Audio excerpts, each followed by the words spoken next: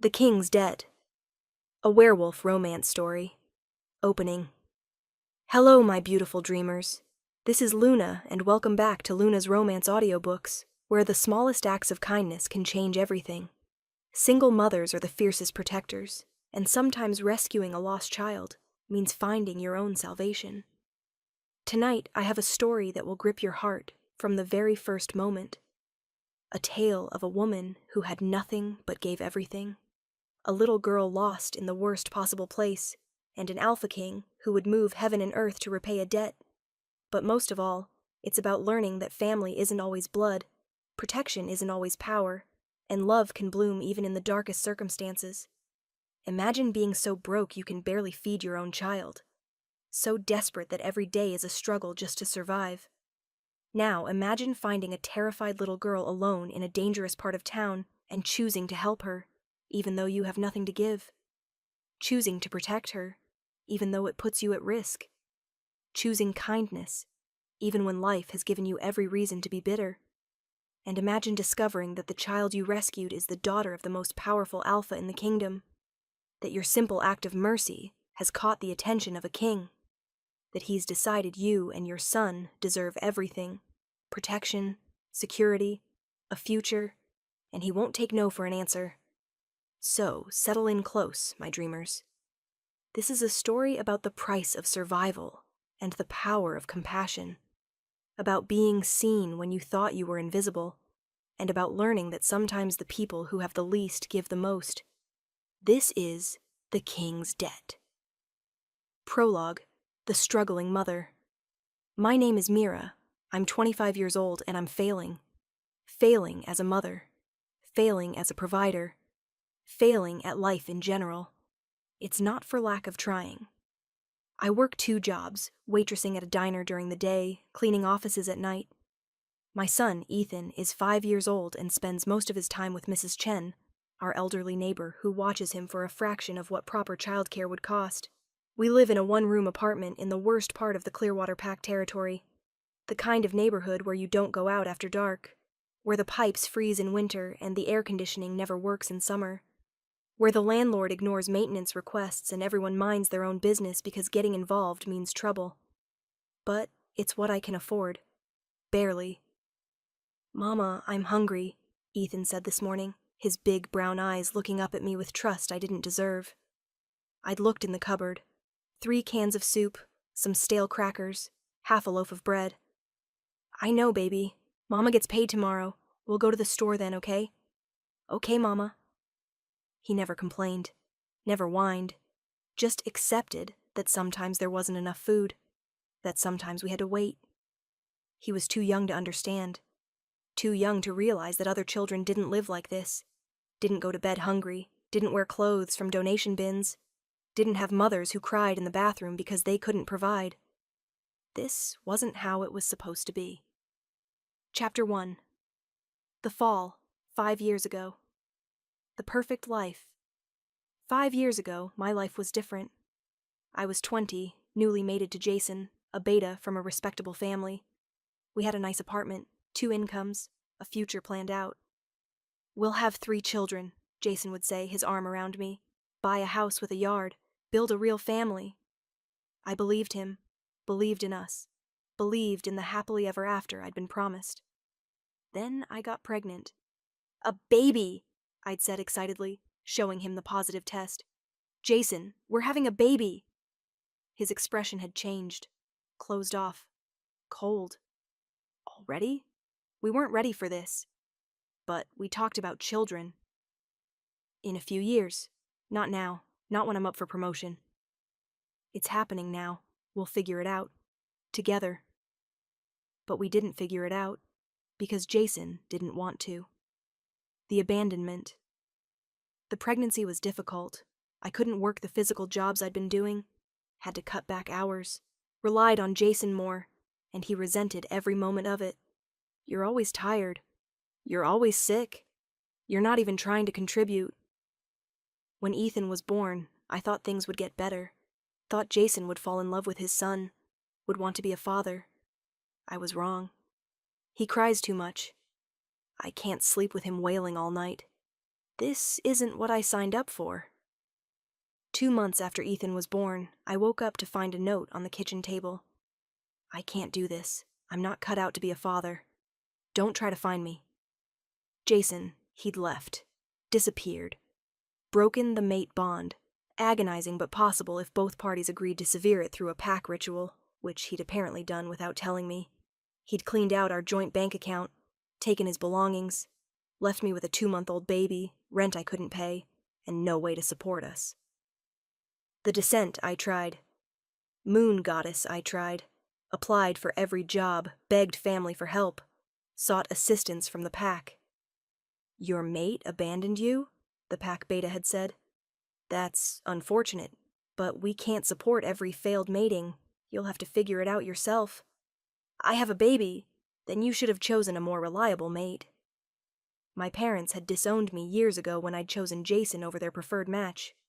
They weren't interested in helping now. Jason's family claimed they didn't know where he was. Didn't owe me anything since the bond was broken. I was alone. Completely alone. I lost the apartment. Moved into a homeless shelter. Found the cheapest room I could rent once I'd scraped together enough for my waitressing job. And I'd been struggling ever since. 5 years of survival. 5 years of barely making rent. 5 years of choosing between food and utilities. 5 years of buying clothes from thrift stores and stretching every dollar until it screamed. 5 years of watching my son grow up poor while I worked myself to exhaustion trying to provide. You should ask the pack for assistance, Mrs. Chen had suggested more than once. They already said no. I'm not begging again. Pride won't feed your son. Neither will begging. I'll figure it out. I always do. But I was so tired, so worn down, so close to breaking. Chapter 2.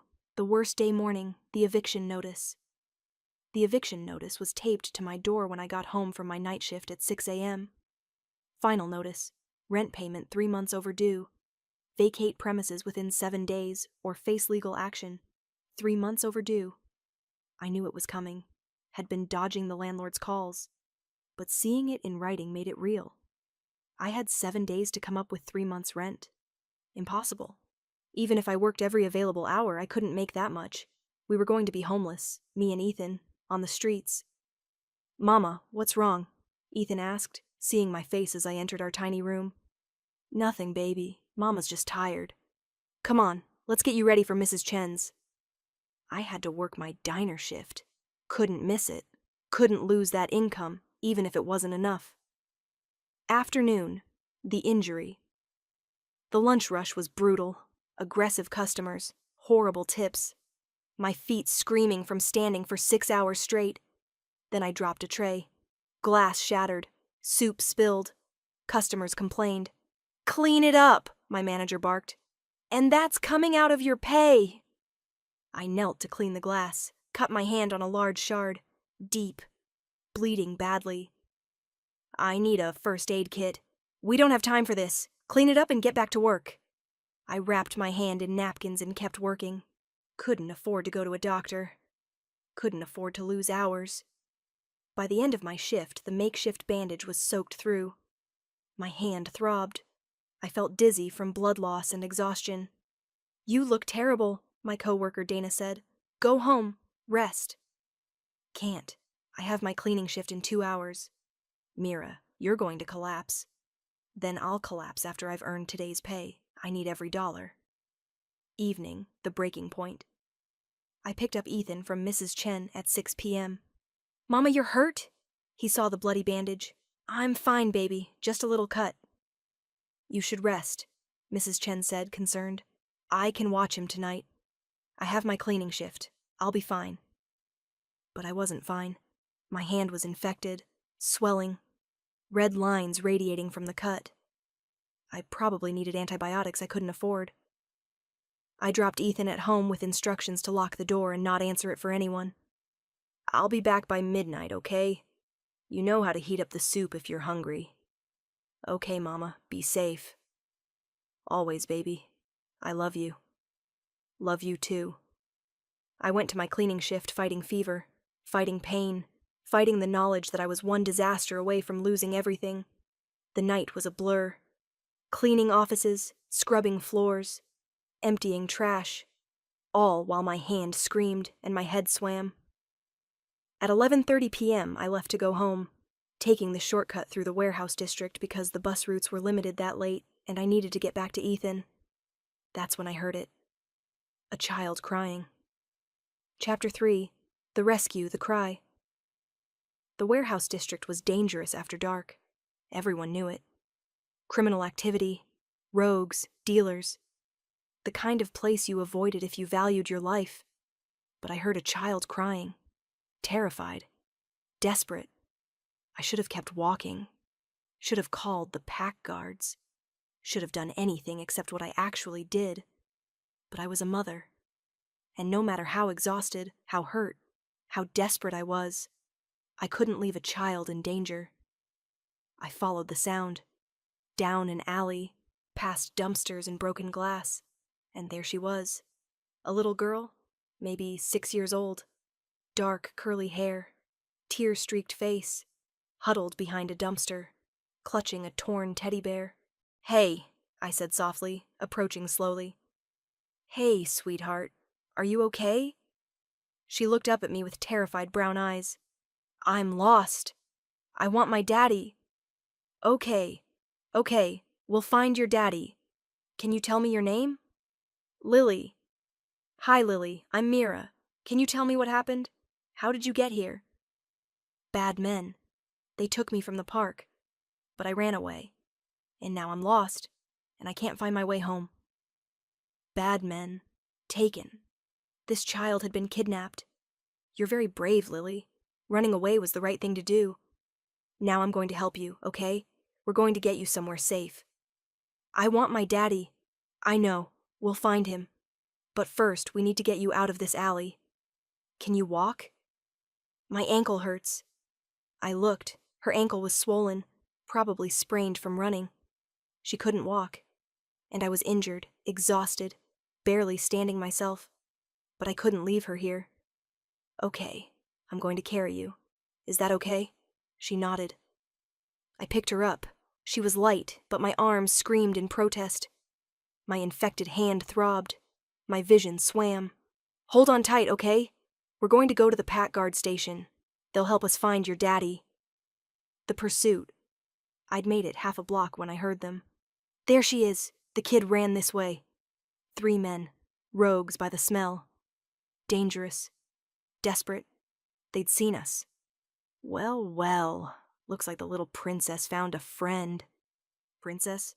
What kind of child had I stumbled into? "Stay away from us," I said, clutching Lily tighter. "Hand over the kid. She's valuable merchandise." "She's a child, not merchandise." "She's a paycheck, a big one. Rich Daddy will pay anything to get her back. Now hand her over before we make this ugly." "Run away," Lily whispered. "Please, run away." I couldn't run. Not carrying her. Not injured and exhausted. I couldn't fight 3 rogues either. But I could do one thing. I could protect her. Even if it killed me. "No," I said firmly. "You're not taking her." The fight. The first rogue lunged. I dodged, barely clutching Lily. My injured hand screamed as I tried to keep hold of her. "Lily, hold on tight. Don't let go, no matter what. I'm scared. I know. But I've got you. I promise." The second rogue grabbed my arm. I kicked him, using the self-defense moves I'd learned in my previous life. Before poverty. Before desperation. My wolf surged forward, lending me strength I didn't have. She was weak from malnutrition, from stress, from exhaustion.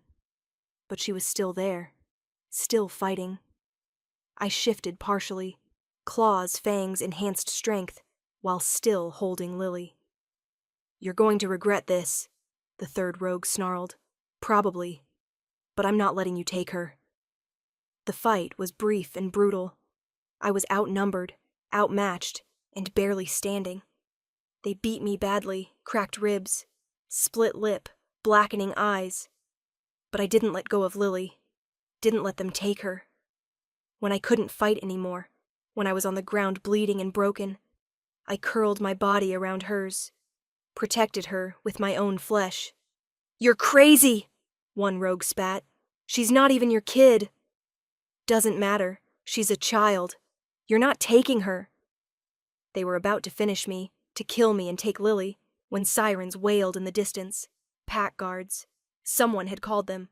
"Forget this! We're out!" The rogues fled, and I collapsed, Lily still clutched in my arms, consciousness fading. The last thing I heard was her crying, "Don't die! Please don't die!" Chapter 4. The hospital waking up. I woke in a hospital bed, every part of my body screaming in pain. "She's awake," a voice said. Female. Efficient. A nurse appeared in my blurry vision. "Welcome back, dear. You've been unconscious for 6 hours." "Lily?" I croaked. "The little girl, is she—" "She's fine. Perfectly fine. Thanks to you. You protected her from those rogues. Quite heroically, from what the guards said." "Where is she?" "Reunited with her father. He's been here the whole time, actually. Waiting for you to wake up." "I need to leave. My son, Ethan, he's home alone." "Your son is here." The pack guards retrieved him. "He's in the children's ward, being looked after. Don't worry." Ethan was here. Safe. Thank the moon goddess. "Your injuries are substantial," the nurse continued. 3 cracked ribs, severe bruising. That cut on your hand was badly infected. We had to give you strong antibiotics. You also show signs of severe malnutrition and exhaustion. I'm fine. You're not fine. You're barely functioning. When did you last eat properly?" "I don't remember." "Right. Well, you're staying here for at least 48 hours. Doctor's orders. And before you protest about cost, it's covered. The child's father is paying all medical expenses. He doesn't need to.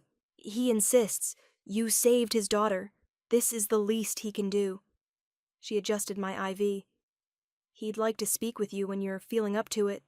"The father? Who?" "He'll introduce himself. For now, rest. You need it." Meeting the father. He came that evening. Tall, at least 6'5", powerfully built. Dark hair, piercing blue eyes that missed nothing. Handsome in an intimidating, commanding way. And he radiated power. Alpha power. Not just any alpha. This was authority at a level I'd never felt before. "Miss Mira," he said, his deep voice filling the small hospital room. "I'm Caden Thorne." Caden Thorne. The name struck me like lightning. "The Alpha King," I whispered. "Yes, and you saved my daughter's life." I tried to sit up, winced at the pain. Anyone would have. No, anyone wouldn't have. You were injured, exhausted, barely able to stand. You could have called the guards and left. Could have saved yourself. Instead, you fought 3 rogues while protecting Lily. Nearly died protecting her. His blue eyes were intense. Why? She's a child. She was scared. I couldn't leave her. You have a child of your own. You risked orphaning him to save a stranger's daughter. I couldn't. I stopped. I heard her crying. I'm a mother. I couldn't just walk away. Most people could, would, did. You weren't the only one in that area. But you were the only one who helped. He moved closer. You saved my daughter, the most precious thing in my world. I owe you a debt I can never fully repay. You don't owe me anything. I'm just glad she's safe. She's safe because of you. Because you chose compassion over self-preservation. Chose kindness when you had every reason to be bitter. He paused. The nurses told me about your situation. Single mother, 2 jobs, barely making rent. Eviction notice, injured hand you couldn't afford to treat. I flushed with shame. I'm handling it? You're drowning, and you still saved my daughter.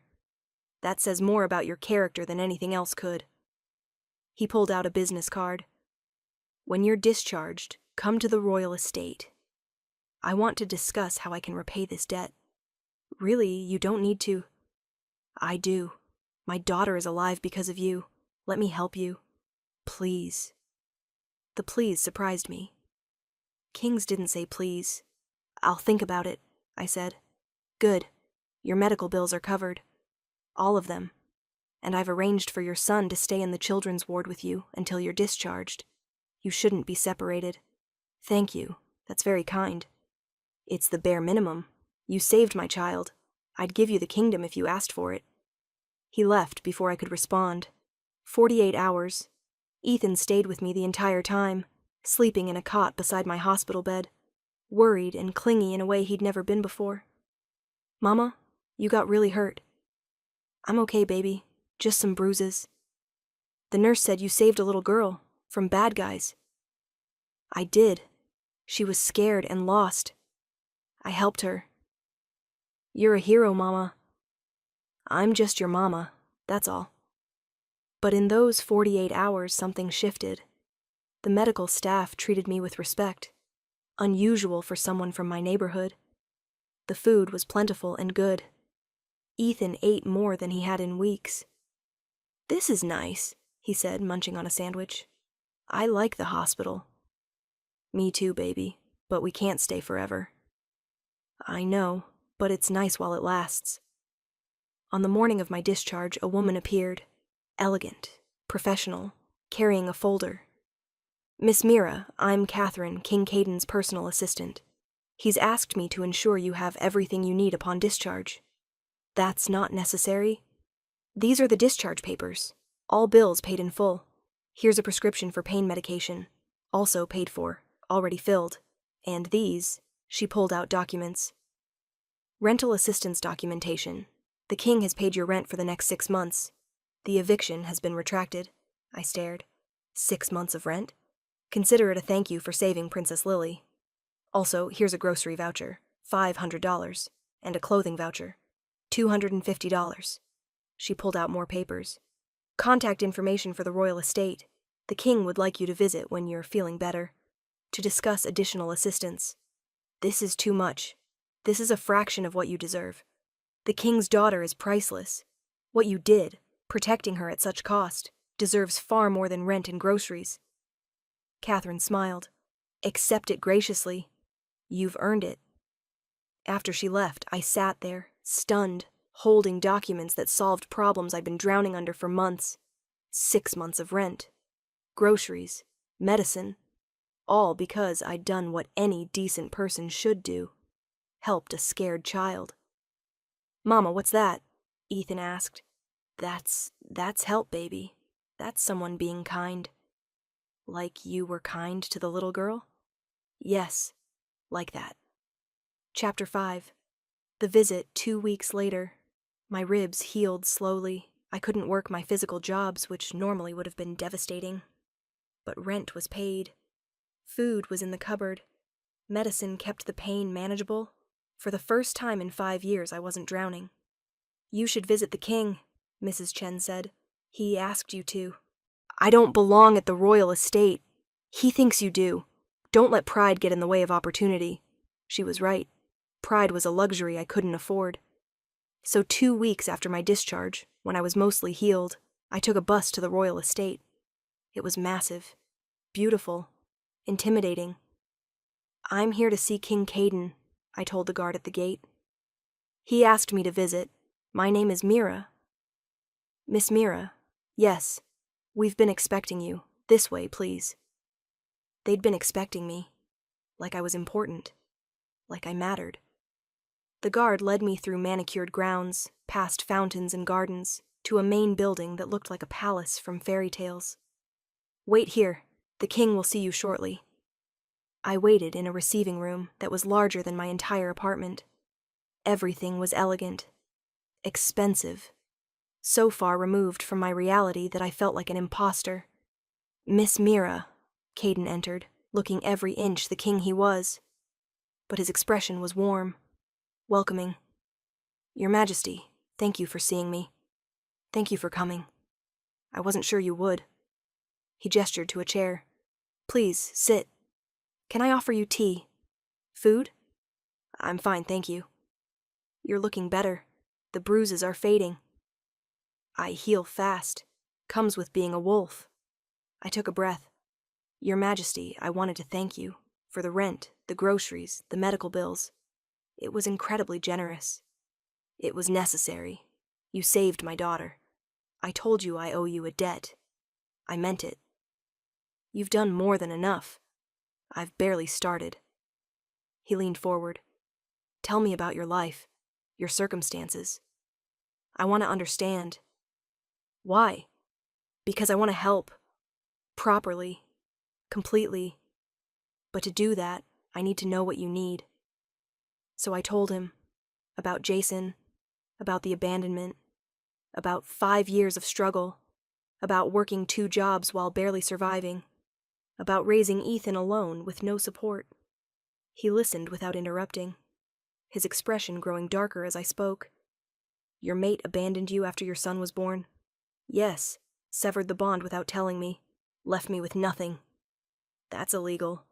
Mate abandonment of an Omega with a dependent child is against pack law. I couldn't afford a lawyer to pursue it, and honestly, I didn't want him back. Just wanted to survive. The pack beta refused assistance? Said I should have chosen a better mate. That my poor decisions weren't their problem. His eyes blazed. Give me his name. The beta who refused you. Why? Because he violated pack law. All pack members have the right to request assistance in cases of mate abandonment. He should have helped you. Caden pulled out a notepad. His name? Beta Marcus, of the Clearwater Pack.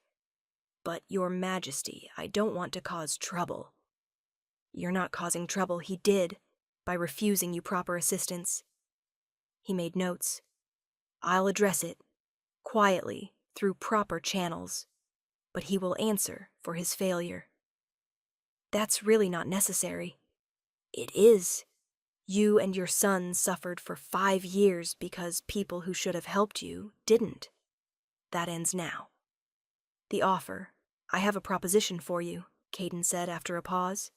Another one? A better one. I'd like you to come work at the royal estate. I blinked. Work here? Yes. I need a nanny for Lily. Someone trustworthy. Someone brave. Someone who'd protect her with their life, which you've already proven you'd do. He met my eyes. You'd live on the estate. You and your son. Private quarters. 3 meals a day. Full salary. Medical benefits. Educational opportunities for Ethan. You want me to be Lily's nanny? I want you to be her guardian when I can't be. I want her protected by someone I can trust. And I trust you. Completely.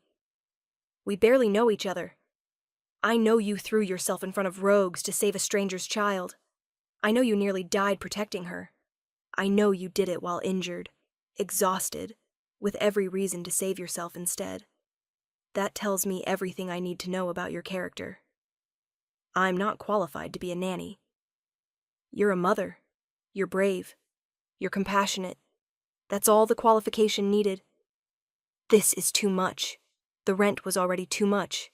But this is me ensuring my daughter has the protection she needs, and making sure the woman who saved her isn't struggling to survive. His voice gentled.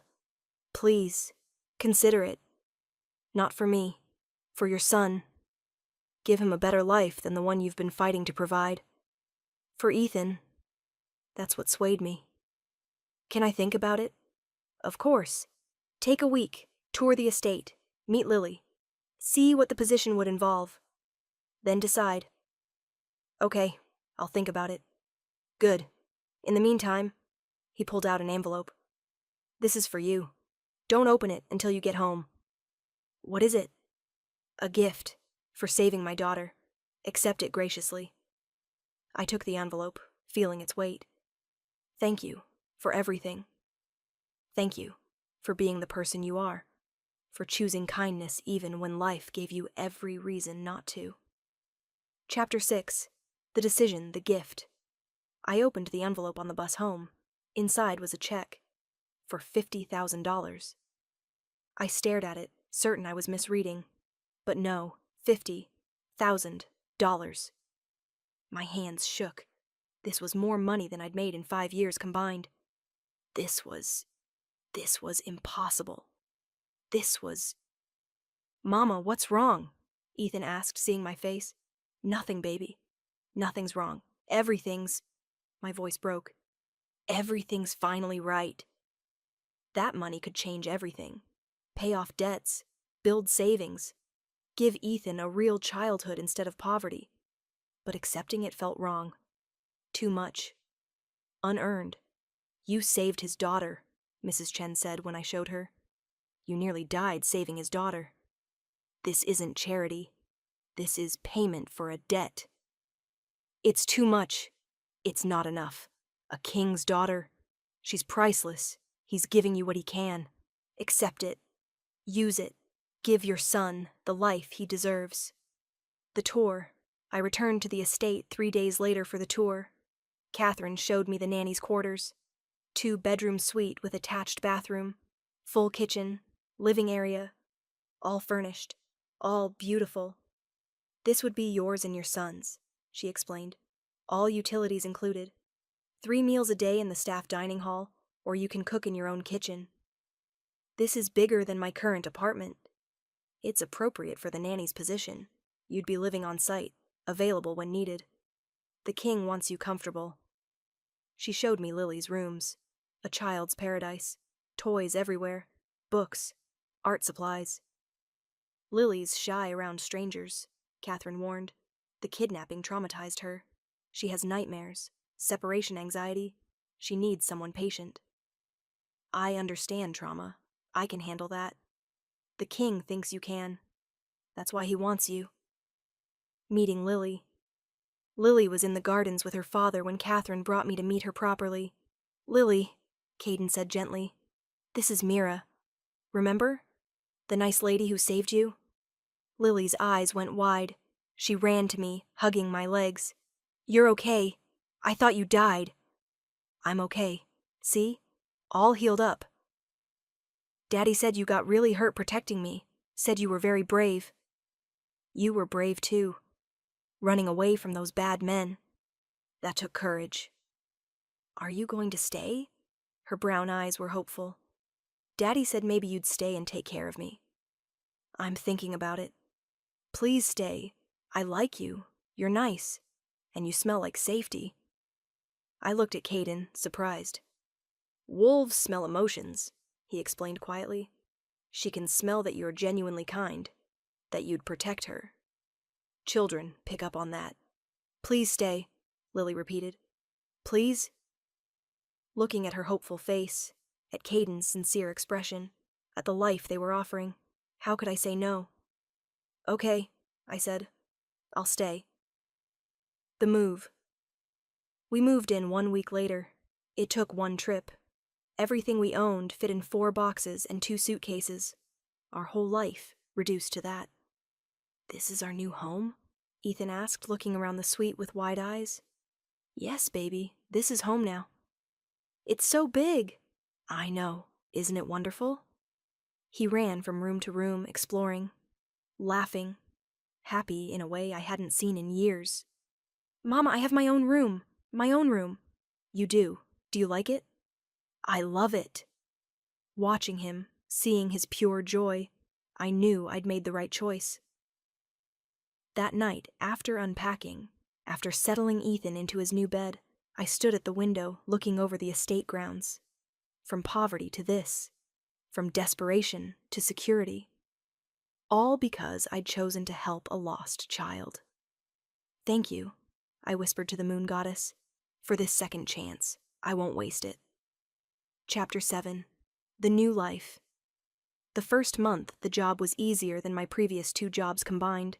Care for Lily, make sure she's safe, happy, healthy, play with her, read to her, comfort her when she had nightmares. You're good at this, Caden observed one afternoon, watching me help Lily with a puzzle. I'm a mother. I know how to care for children. It's more than that. She's attached to you, trusts you. That's rare. She's been wary of adults since the kidnapping. She knows I'd protect her. That makes her feel safe. Yes, it does. His blue eyes held mine. Thank you for being exactly what she needs. Ethan and Lily became fast friends. Despite the age difference, he was 5, she was 6, they played together constantly. She's like having a sister, Ethan said happily. She's your friend. That's wonderful. Can we stay here forever? We'll stay as long as we're needed. The second month. Somewhere around month 2, I started noticing things. The way Caden always asked about my day. Made sure I had everything I needed. Went out of his way to make us comfortable. Your quarters are satisfactory? He asked one evening. They're perfect. More than perfect. We've never had this much space. Good. And Ethan? He's adjusting well? He loves it here. Loves having Lily as a friend. Loves not being hungry all the time. I smiled. Thank you for all of this. You've given us a life I couldn't have provided. You earned it, every bit of it. He hesitated. Mira, can I ask you something personal? Of course. Do you regret it? Your previous life? The mate who abandoned you? I regret choosing him. Regret believing his promises. But I don't regret Ethan. He's the best thing that ever happened to me. Good. Because he's remarkable. Smart. Kind. You've raised him well despite everything. I did my best. Your best is extraordinary. The compliment made me flush. Kings didn't compliment single mothers from bad neighborhoods. The third month. The king likes you, Catherine said one day. He's my employer. He likes you as more than an employee, haven't you noticed? Noticed what?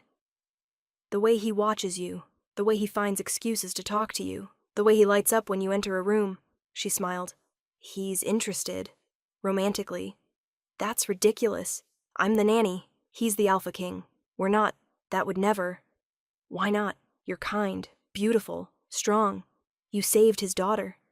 You're good with Lily. You make him smile. Why wouldn't he be interested? Because I'm broken goods, a failed mating, a single mother from the slums. I'm not exactly queen material. Maybe he doesn't care about that. Maybe he cares about who you are, not where you came from. I wanted to dismiss her words, but I couldn't. Because I'd noticed things too. The way Caden watched me when he thought I wasn't looking. The way he always seemed to be around. The way he'd started joining us for dinners, for playtime with the kids, for bedtime stories. I think Daddy likes you, Lily said that night as I tucked her in. Of course he likes me. I take care of you.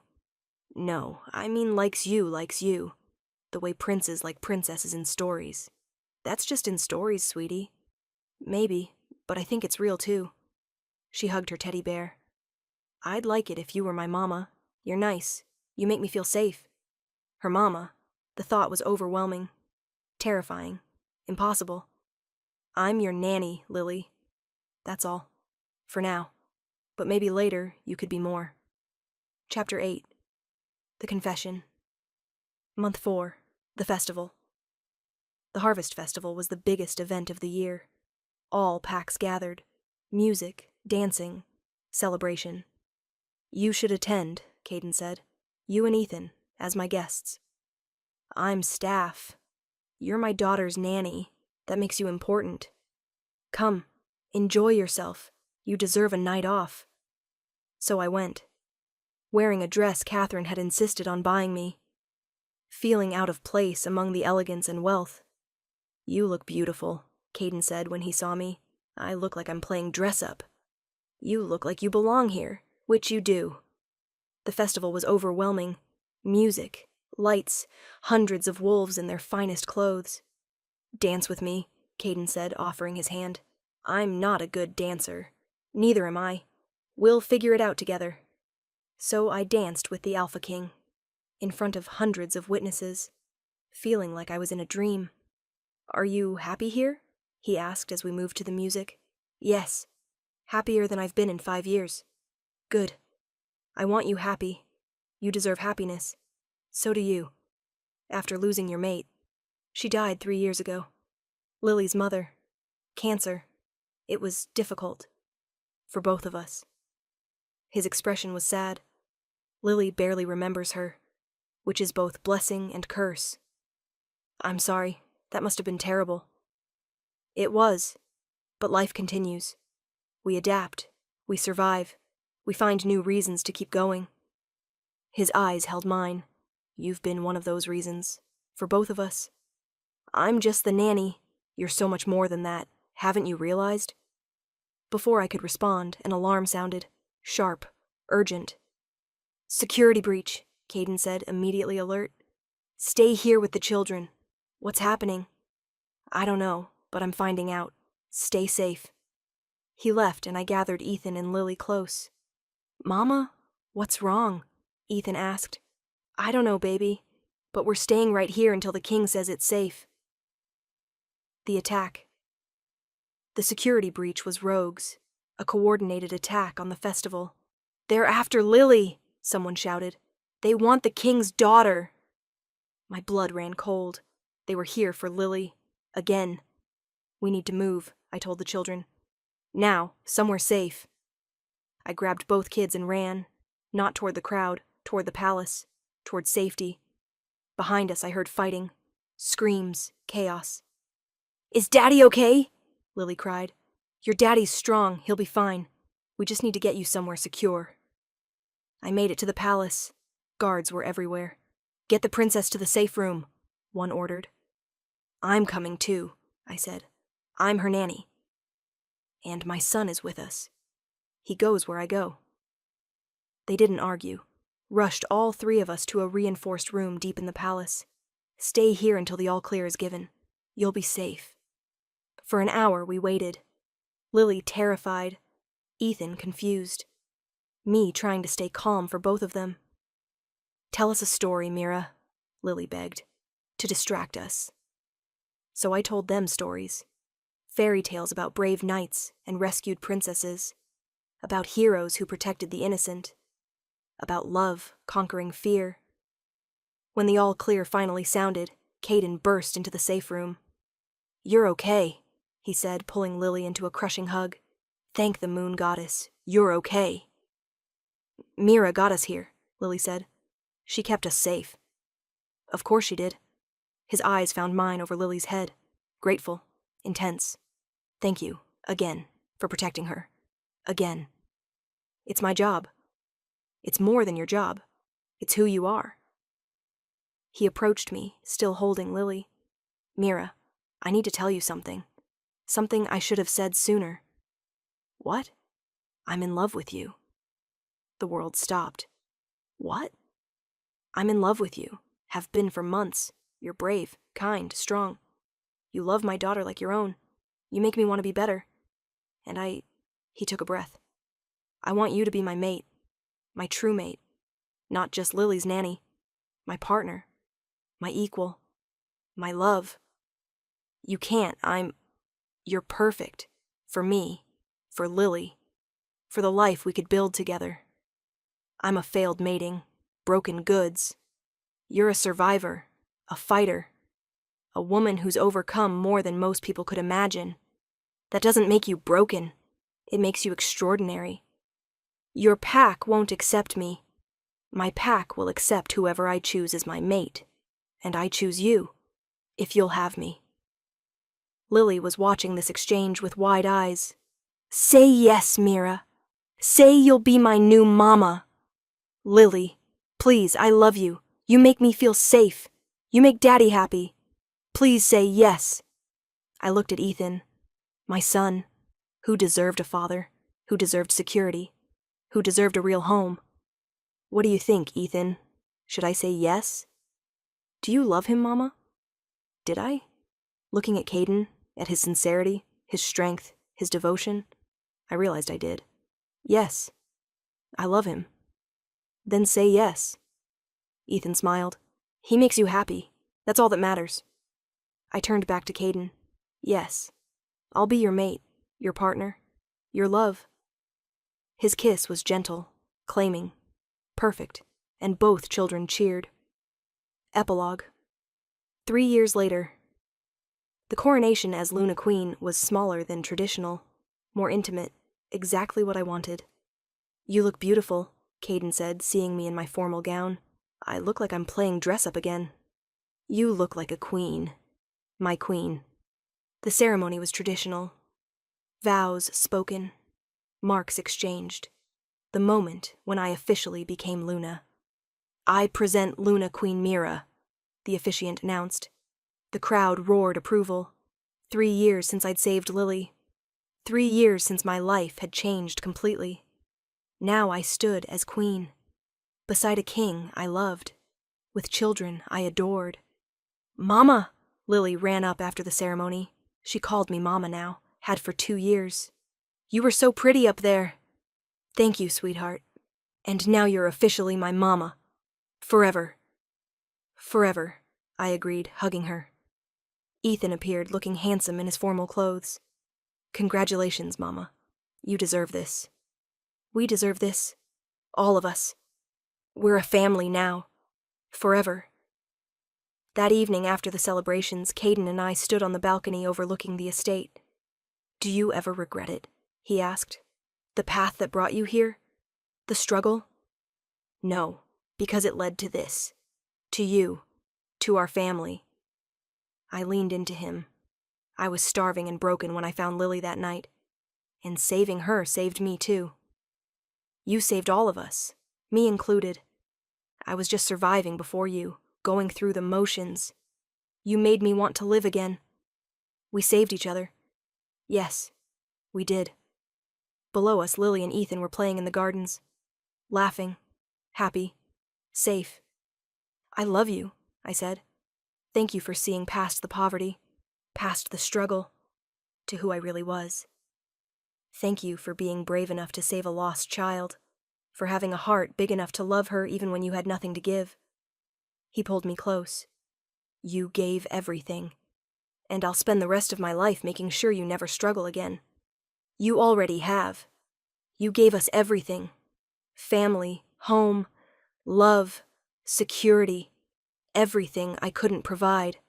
You provided the most important thing: hope, love, courage. Everything else is just details." And looking at our children, our home, our life, I knew he was right. I'd been drowning, desperate, broken. But choosing kindness, choosing to help one scared child, had changed everything. Sometimes the smallest acts of mercy create the biggest miracles. Sometimes rescuing someone means being rescued in return. And sometimes the king's debt is really the king's love in disguise. Closing. And there you have it, my beautiful dreamers. The story of Mira and Caden, proof that kindness is never wasted. Single mothers are the fiercest warriors, and love can bloom even from the darkest circumstances. Did this story touch your heart? Did you feel Mira's desperation and hope? Did you believe in Caden's devotion? Then show me some love. Hit that like button, drop a comment telling me your favorite moment of the rescue, and subscribe to Luna's romance audiobooks so you never miss another tale of unlikely love and second chances. I want to know, would you have risked everything to save a stranger's child? Would you have accepted the king's offer? Would you have believed in love after everything? Tell me in the comments. And speaking of second chances, our next story is going to leave you breathless. It's called The Rogue's Redemption, and it follows a she-wolf who's been cast out from her pack for defending an innocent. She's surviving alone in the wilderness when she's found by the most dangerous rogue pack in existence. Their alpha is brutal, feared, and supposedly without mercy. But when he sees her courage, her strength, her refusal to submit, he decides she's exactly what his pack needs, and what he wants. Now she has to choose: return to the pack that rejected her, or stay with the rogues who see her true worth. Until next time, my dreamers, may your kindness be rewarded, your struggles lead to salvation, and your rescued children bring you kings who love you. This is Luna, signing off. Sweet dreams, beautiful souls.